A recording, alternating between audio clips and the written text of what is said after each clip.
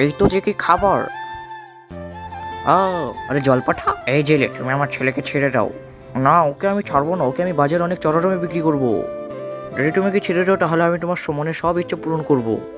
কি সত্যি? তাহলে তুমি বাল্টুকে জাদুর বালতি বানিয়ে দাও, যাতে সবসময় যাতে এখানে মাছ থাকে। ঠিক আছে, এই নে। না, ছেড়ে দিয়েছি, এখন আমি পালাই বাবা। আরে সে কিভাবে বড় করলো, আমিও যাবো। হেইয়া, এই তো জল পাঠা। এই জেলে তুমি আমার ছেলেকে ছেড়ে দাও। না, আমি ওকে ছেড়ে দেবো না। যদি তোমরা আমাকে টাকা দাও তাহলে আমি ওকে ছেড়ে দেবো। ঠিক আছে, এই নে। আরে এই তো টাকা পেয়ে গেছে।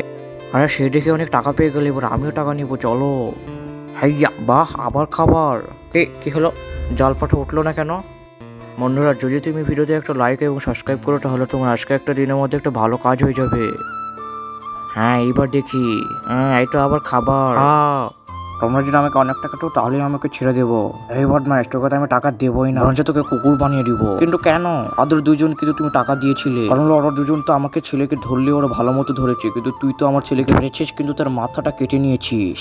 আর একবার দেখি তো। আরে তাই তো,